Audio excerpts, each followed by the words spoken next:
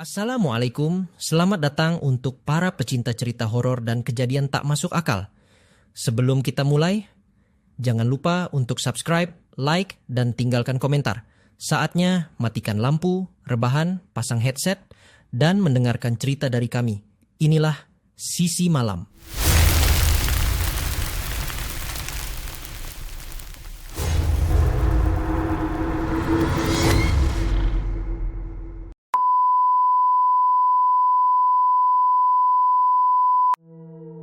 Namaku Dita. Aku baru saja pindah ke sebuah rumah sewaan di pinggir kota. Letaknya agak tersembunyi di balik deretan pohon besar. Jauh dari hiruk-pikuk pusat kota, rumah itu berdiri sendiri di ujung jalan kecil yang jarang dilalui kendaraan. Sepi, sunyi, dan murah terlalu murah. Mungkin awalnya aku ragu harga sewanya tak masuk akal. Hanya separuh dari harga rumah sewa standar di kota ini. Tapi kondisi keuanganku sedang tidak stabil. Dan aku butuh tempat tinggal cepat. Rumahnya tua, tapi masih kokoh. Cat tembok memang mulai mengelupas. Lantainya kayu yang berderit jika diinjak. Tapi justru itu yang membuatku merasa seperti di film-film klasik. Halamannya luas, ada pohon mangga tua di depan, dan jendela besar menghadap barat. Kalau sore, cahaya matahari masuk ke ruang tamu dan membuat semuanya terlihat hangat. Kalau Mbak Dita butuh bantuan, saya tinggal 2 rumah dari sini, kata Pak Anto, tetangga sebelah. Lelaki berusia sekitar 50-an itu tampak ramah. Meski matanya sering memandang kosong ke arah rumahku, seolah menyimpan cerita. Tapi mungkin aku cuma terlalu capek. Hari-hari pertamaku berjalan tenang. Aku mulai membersihkan ruangan, menata ulang perabotan bekas yang sudah ada di dalam rumah, dan menambahkan sedikit tanaman agar terasa lebih hidup. Malam pertama kulalui dengan rasa lelah yang membuatku langsung terlelap. Tidak ada gangguan apapun, hanya suara jangkrik, angin yang menyapu pepohonan, dan derit lantai kalau aku berjalan di malam hari. Satu hal yang kurasakan sejak awal adalah betapa sunyinya rumah ini.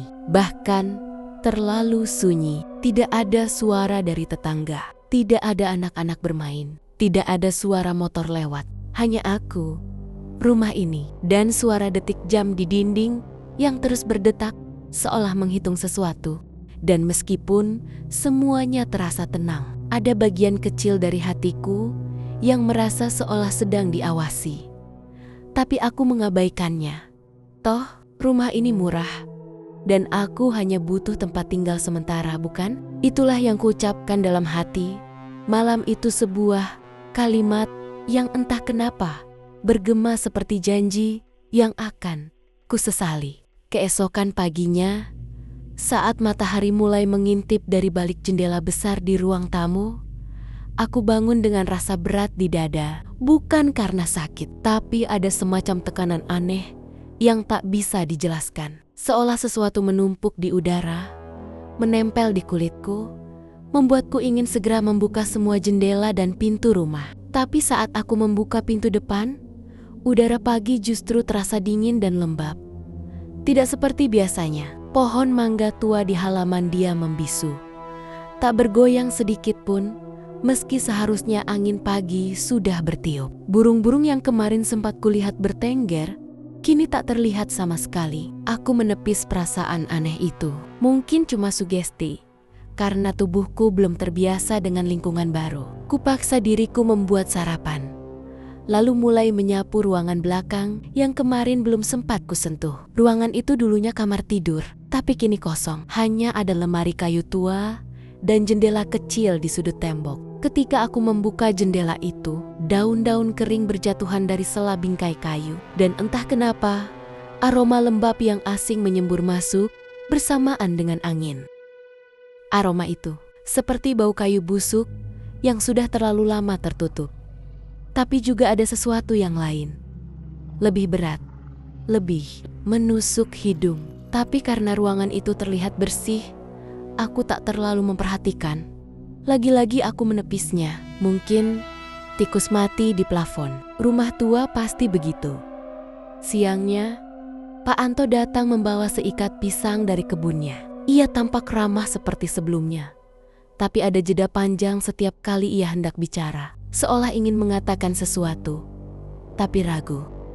Apa rumahnya nyaman, Mbak Dita? Tanyanya, akhirnya sambil memandang ke arah jendela belakang rumahku. Cukup nyaman, Pak. Cuma memang agak sepi ya di sini. Ia mengangguk, tapi tidak menjawab. Lalu tiba-tiba berucap, Kalau malam, sebaiknya jangan buka jendela ya. Angin di sini kadang bawa yang enggak kelihatan. Aku tertawa kecil, mengira itu hanya guyonan orang tua. Tapi dia tidak tertawa bersamaku. Dia hanya menatap kosong, seperti memikirkan sesuatu yang berat. Lalu pamit dengan cepat. Saat malam tiba, aku menyalakan semua lampu. Bukan karena takut, aku hanya belum terbiasa tidur dalam gelap di rumah yang baru. Tapi saat aku akan mematikan lampu dapur, lampunya justru berkedip. Sekali, 2 kali, lalu padam. Aku ganti bohlamnya, tapi tetap tidak menyala. Akhirnya, aku biarkan saja. Dapur toh tidak kupakai malam itu. Tapi tepat sebelum masuk ke kamar, aku mendengar sesuatu.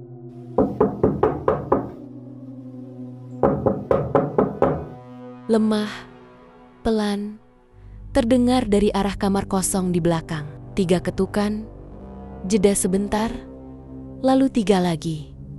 Aku menahan napas, lalu memberanikan diri membuka pintu kamar belakang, menyalakan lampu. Kosong, tak ada siapapun, tak ada apapun. Hanya keheningan yang terasa, sedikit lebih tebal dari biasanya. Kupandangi kamar kosong itu cukup lama. Berharap suara ketukan yang kudengar tadi hanya imajinasiku, tapi udara di dalam ruangan ini terasa berbeda, lebih dingin, lebih berat. Seolah menyimpan sesuatu yang belum ingin diungkapkan. Aku menutup pintu pelan. Tak ada angin, tak ada suara lain, tapi bulu kudukku berdiri tanpa sebab. Malam itu, untuk pertama kalinya, aku tidur dengan lampu kamar menyala. Dan itulah malam pertama aku bermimpi tentang dia. Dalam mimpiku, aku berdiri di ruang tamu rumah ini. Tapi semuanya tampak lebih kusam. Langit-langit bocor, dinding penuh noda gelap, dan lantai dipenuhi debu tebal. Di ujung ruangan, berdiri seorang wanita. Rambutnya panjang, menjuntai, menutupi sebagian wajah. Dia mengenakan gaun putih pudar, dan diam, benar-benar diam. Tidak bergerak, tidak menatapku. Aku mencoba memanggilnya, tapi suaraku tak keluar. Aku ingin mendekat, tapi tubuhku tak bisa digerakkan. Hanya mata ini yang bisa melihat dan tetap menatap wanita itu. Lalu tiba-tiba dia mengangkat tangannya perlahan. Jari-jarinya kurus, seperti tulang yang dilapisi kulit tipis. Dia menunjuk ke arahku, tepat ke arahku. Aku terbangun dengan napas terengah dan keringat dingin. Jam di dinding menunjukkan pukul 03.12 pagi. Sunyi, bahkan lebih sunyi dari biasanya. Tak ada suara jangkrik, tak ada angin. Aku menatap sekeliling kamar, tak ada apa-apa. Tapi ketika pandanganku menuju ke sudut ruangan, entah mengapa, aku merasa tidak sendiri. Aku bangun, menyalakan semua lampu di rumah, dan duduk di ruang tamu sambil memeluk lutut. Malam itu tak berakhir sampai matahari terbit, dan pagi harinya aku mencium bau itu lagi. Aroma aneh yang sama seperti kemarin datang dari arah kamar belakang. Namun kali ini lebih menyengat, lebih nyata, dan aku mulai sadar. Mungkin ada sesuatu di balik dinding itu, sesuatu yang selama ini berusaha berbicara kepadaku. Hari itu, aku memberanikan diri masuk lagi ke kamar belakang. Entah mengapa, aku merasa ada semacam dorongan yang terus menarikku ke ruangan ini. Seperti ada sesuatu yang ingin ditemukan atau ingin ditemukan olehku. Aroma itu semakin kuat, bukan hanya bau lembab, tapi seperti bau sesuatu yang lama tersembunyi. Sejenis bau yang membuat dadaku sesak, dan perutku bergejolak pelan. Aku membuka jendela kecil, berharap udara segar bisa masuk. Tapi anehnya, saat daun jendela terbuka, aroma aneh itu justru semakin menyebar ke seluruh ruangan, seolah berasal dari dalam rumah itu sendiri, bukan dari luar. Aku memperhatikan setiap sudut dinding, dan saat mataku menatap sisi barat kamar, aku melihat sesuatu yang ganjil. Bagian tembok itu terlihat berbeda, warnanya sedikit lebih muda dari dinding lain. Permukaannya lebih rata, tak sekasar tembak-tembak tua lain di rumah ini. Dan saat ku getok pelan, bunyinya kosong. Dek, aku mundur selangkah. Napasku tercekat. Kenapa bagian tembok ini terasa seperti belum lama dibangun? Aku buru-buru keluar dari kamar dan mencari nomor pemilik rumah. Namanya Bu Marni, wanita parubaya yang kutemui waktu pertama melihat rumah ini. Saat itu, dia tampak sangat tergesa-gesa, hanya memberikan kunci, lalu langsung pergi begitu aku menyerahkan uang sewa. Tapi kupikir mungkin memang orangnya sibuk. Ku telepon nomornya, tersambung, tapi tidak diangkat. Ku coba kirim pesan. Bu Marni, saya Dita, penyewa rumah ibu. Saya ingin bertanya soal kamar belakang. Ada tembok yang terlihat baru. Apa pernah direnovasi? 5 menit, 10 menit, 20 menit, tak ada balasan. Dan tepat saat aku ingin meletakkan ponsel, layar menyala. Jangan buka apapun. Tolong, jangan usik. Pesan itu membuat tubuhku gemetar. Pelan. Apa maksudnya? Jangan buka apa? Bukankah itu hanya tembok biasa? Atau bukan? Aku terduduk di lantai ruang tengah, masih memandangi layar ponsel, masih mencoba menenangkan pikiran. Tapi dalam keheningan sore itu, samar-samar, aku kembali mendengar 3 ketukan dari kamar belakang. Seolah sesuatu atau seseorang di balik tembok itu sedang menunggu untuk ditemukan. Aku terpaku. Suara ketukan itu pelan, tapi cukup jelas. Tidak seperti suara acak dari kayu memuai atau hewan kecil yang merayap. Ini ritmis, beraturan, seolah sadar. Kupaksakan diri berdiri dan melangkah pelan ke arah kamar belakang. Napasku berat, seperti ada yang menahan di dada. Setiap langkah terasa seperti gema dalam rumah yang tiba-tiba menjadi sangat besar dan kosong.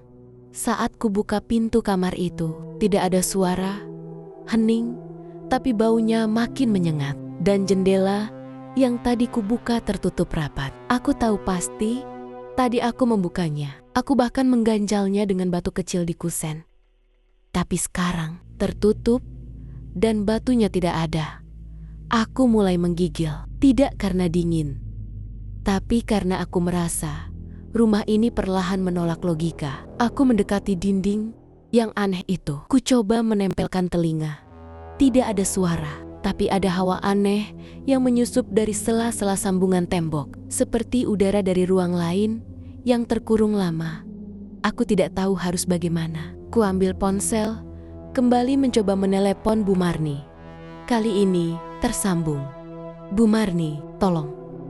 Saya butuh penjelasan. Ada yang tidak beres dengan rumah ini. Ada sesuatu di balik tembok kamar belakang. Suara di ujung sana terdengar berat, lambat. Mbak Dita, saya mohon jangan lanjutkan, jangan gali lebih jauh. Rumah itu sudah pernah dikunci. Jangan dibuka lagi. Aku diam. Jantungku berdegup makin cepat. Apa maksud ibu? Dikunci? Siapa yang dikunci? Sunyi. Lalu suara Bu Marni bergetar, pelan, seperti menahan sesuatu yang selama ini ia pendam. Yang tinggal di sana belum benar-benar pergi, Mbak. Klik. Telepon terputus. Aku terduduk di lantai kamar, menggenggam ponsel dengan tangan gemetar. Kata-kata Bu Marni terus bergema di kepalaku. Belum benar-benar pergi.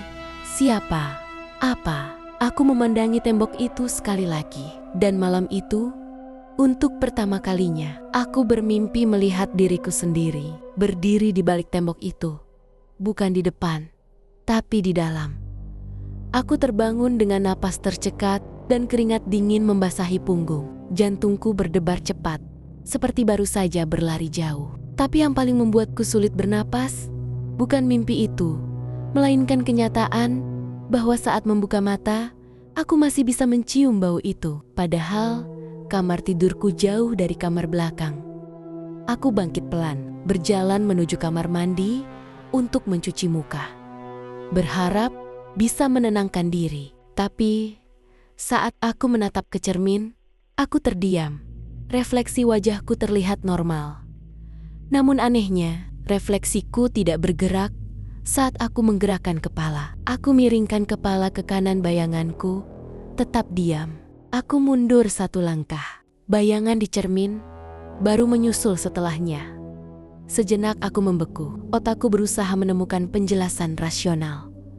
Lelah, kurang tidur, stres, ilusi optik, apapun, tapi tak ada penjelasan yang bisa membuatku merasa lebih baik.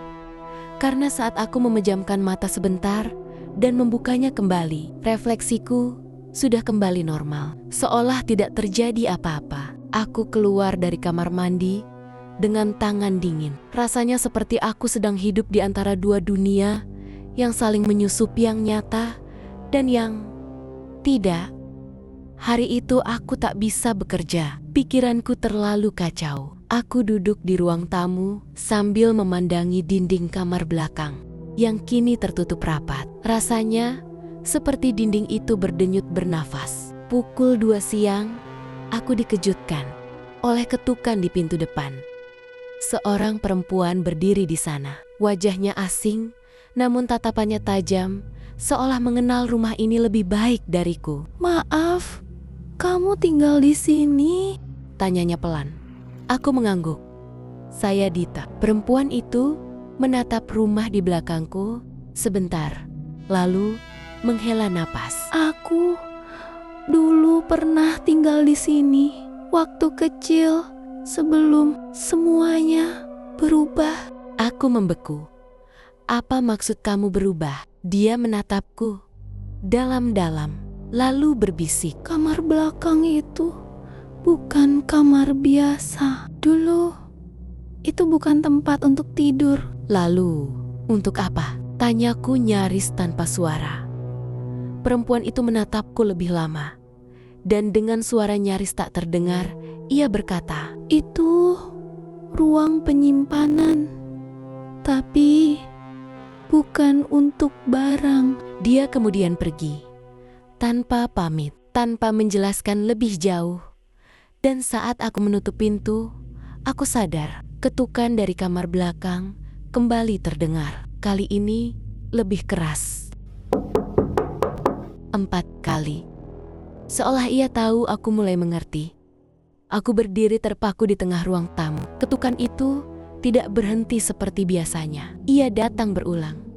Seolah memanggil, seolah menantang. Aku menatap lurus ke arah kamar belakang. Dan untuk pertama kalinya, aku tidak takut. Aku penasaran.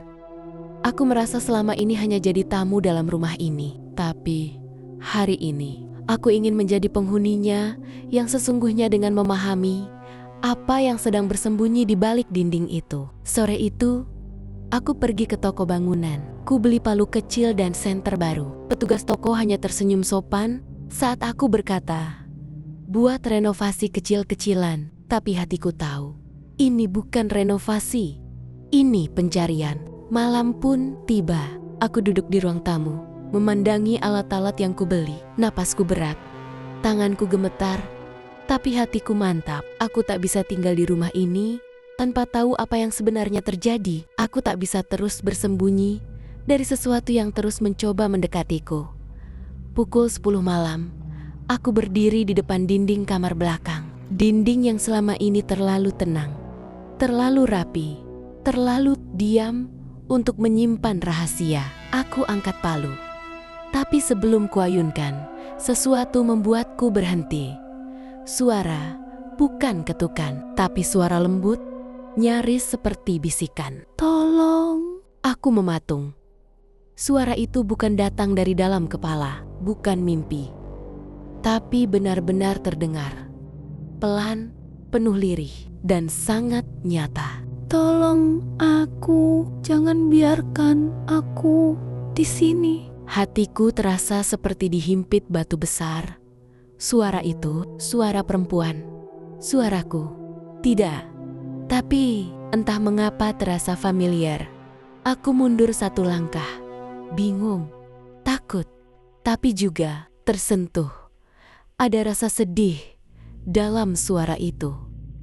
Bukan ancaman, bukan marah, tapi kesepian yang sangat dalam. Seolah ia sudah terlalu lama dilupakan. Aku duduk di lantai. Mataku berkaca-kaca. Aku bahkan belum tahu siapa dia, tapi hatiku tahu. Satu hal pasti, aku harus membantunya keluar. Aku harus membongkar dinding itu. Bukan karena penasaran, tapi karena dia tidak punya siapa-siapa lagi selain aku. Dan mungkin aku pun tidak sepenuhnya sendirian sejak tinggal di sini. Malam itu aku tidak tidur.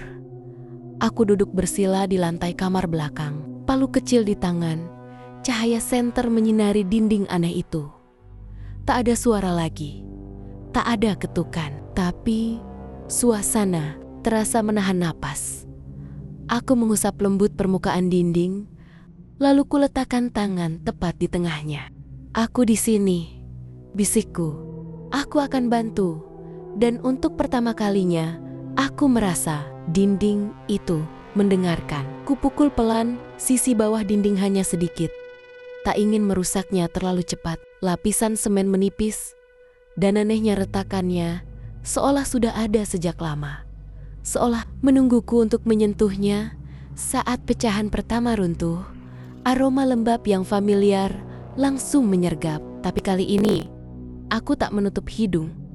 Aku tahu itu bagian dari rahasianya. Lalu aku melihatnya, sesuatu terselip di balik celah sempit.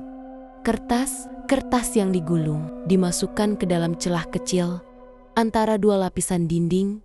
Dengan hati-hati aku menariknya keluar. Kertas itu rapuh, menguning, tapi tulisannya masih terbaca. Tulisan tangan, rapi tapi tergesa. Aku tahu ini salah, tapi aku tidak bisa membiarkan dia pergi begitu saja. Tidak setelah semua yang terjadi. Maafkan aku. Tanganku bergetar. Kutatap kata-kata itu berkali-kali. Siapa yang menulisnya? Siapa yang tak diizinkan pergi? Dan kenapa harus disembunyikan di dalam tembok? Aku membaringkan punggung ke lantai dingin. Pikiran berkecamuk. Tapi saat kututup mata sebentar, aku melihat sosok wanita itu lagi. Yang selama ini muncul dalam mimpiku. Tapi kali ini dia menatapku. Dan untuk pertama kalinya, aku melihat wajahnya. Matanya, mataku. Wajahnya mirip sekali denganku. Aku terbangun dengan tubuh gemetar. Tidak, itu bukan mimpi. Itu ingatan atau pesan. Kupandangi kertas di tanganku sekali lagi, lalu berbisik, "Siapa kamu? Dan kenapa? Wajah kita mirip dan entah datang dari mana." Aku mendengar suara langkah pelan di lantai kayu lorong. Perlahan, satu persatu, menuju kamar belakang, menuju aku. Jantungku berdetak sangat kencang. Aku menahan napas, mendengarkan suara langkah yang semakin dekat. Detak kayu lantai yang bergema dalam keheningan malam, seperti terpotong-potong oleh suara napasku sendiri. Dengan tangan gemetar, aku memegangi kertas rapuh yang baru saja aku temukan. Seolah itu satu-satunya jangkar di dunia yang mulai runtuh ini. Langkah itu berhenti tepat di depan kamar belakang. Aku mengangkat senter dan perlahan membuka pintu. Ruangan kosong, hening, tidak ada siapa-siapa. Namun aroma familiar yang selama ini menghantui semakin pekat, menusuk hingga ke rongga hidungku. Aku melangkah masuk, mencoba menenangkan diri. Lalu aku melihat sesuatu yang mengejutkan. Sebuah kotak kayu kecil tertutup debu di pojok ruangan yang sebelumnya tidak aku sadari. Tanganku hampir saja gemetar Saat membuka kotak itu, di dalamnya ada sebuah buku harian tua, bergambar sampul bunga yang mulai pudar. Aku membukanya pelan, dan halaman pertama tertulis dengan tinta yang mulai memudar. Hari ini aku terkunci di dalam. Aku tidak tahu berapa lama aku akan bertahan. Aku ingin keluar, tapi mereka bilang aku tidak boleh. Aku membaca halaman demi halaman. Setiap kata bercerita tentang kesepian, ketakutan, dan penantian yang tak berujung. Tapi ada satu hal yang membuatku terdiam. Di halaman terakhir tertulis, Jika kamu menemukan buku ini, tolong bebaskan aku. Aku bukan siapa-siapa. Tanpa dunia luar, aku takut akan hilang selamanya. aku menutup buku harian itu. Dada sesak, suara langkah tadi bukan bayangan. Ada seseorang atau sesuatu yang benar-benar terperangkap di sini. Dan aku tidak bisa berpaling. Aku harus membantu. Rasa sesak di dada semakin kuat, tapi aku tahu aku tak bisa mundur. Aku mengusap permukaan buku harian itu dengan hati-hati. Lalu menatap dinding kamar belakang sekali lagi.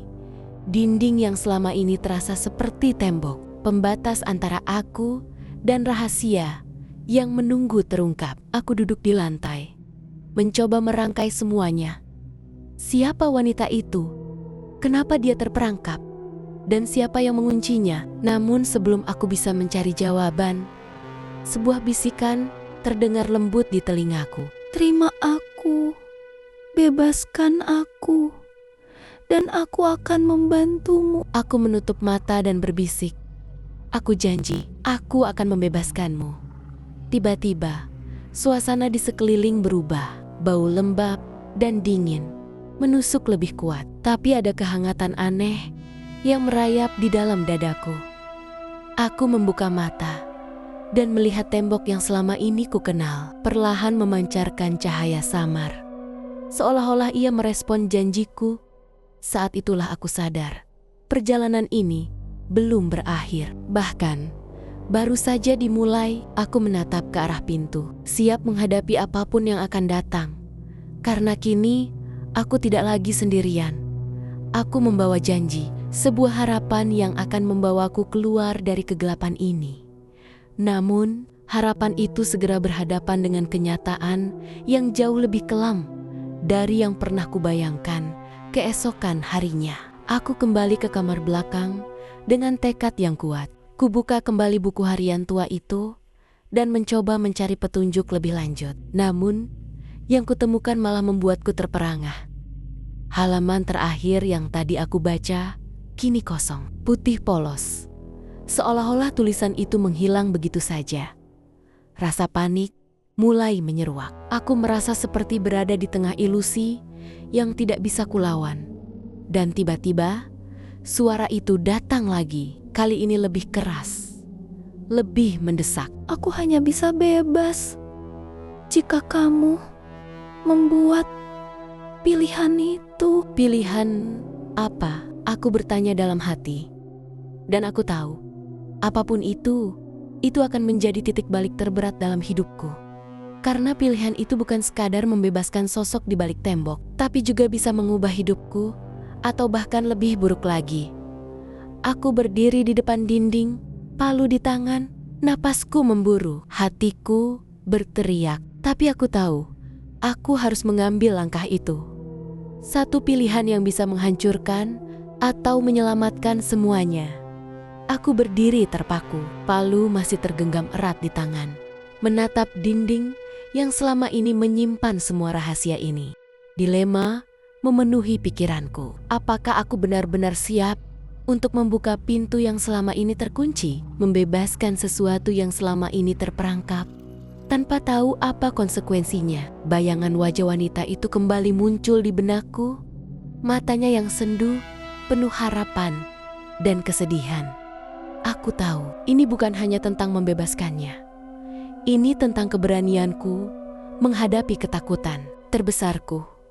Rasa takut dan rasa penasaran beradu hebat di dadaku. Suara di dalam kepalaku berbisik, jika kau tidak memilih, maka kau tetap terperangkap di sini. Aku menarik napas dalam-dalam dengan suara bergetar.